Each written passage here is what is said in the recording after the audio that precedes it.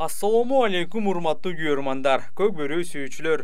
Сиздер менен кайрадан 10 топ каналы. Бул чыгарылышта Кыргызстан Түркияга качан учат?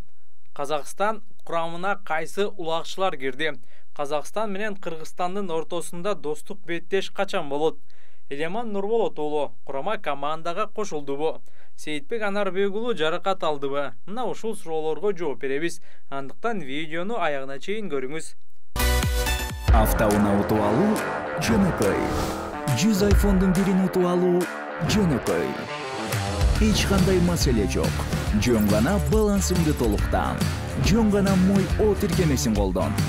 Жөн гана билеттерди топтоп, ийгилигиңди кармап кал.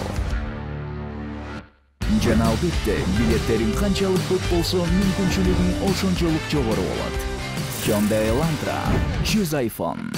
Мой О утуш оңой.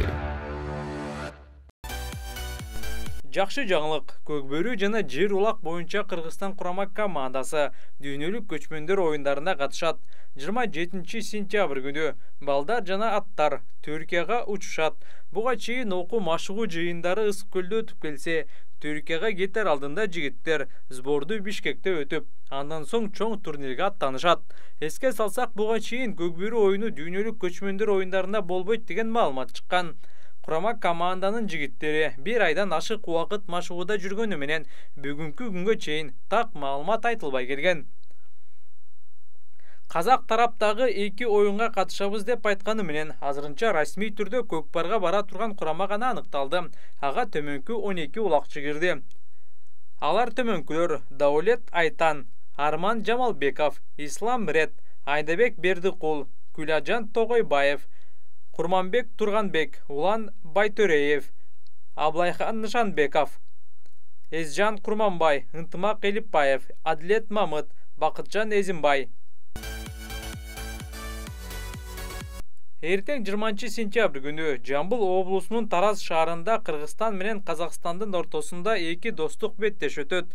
Алгач ат майданда 40 жаштан 44 жашка чейинкилер арасындагы оюнчулардан куралган командалар күч сынаса.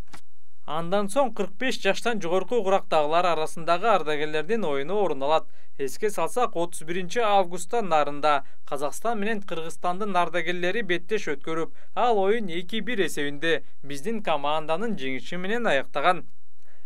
Элеман Нурболот уулу курама команданын катарына келип кошулганы айтылууда, бирок федерация расмий түрдө бул маалыматты тарката элек. Буга чейин Сейитбек машыгууда бутунан жаракат алып калгандыгы айтылган. Дагы бир жаңылык, көчмөндөр оюндарына Кыргызстандын атынан 10го жакын калыстар барат. Алардын катарында Марат Сырдыбаев, Эсенкул Нураков, Алмаз Чотонов да бар. Урматтуу көрөрмандар, каналга жазылып, видеого лайк коюуну унутпаңыздар. Чоң рахмат.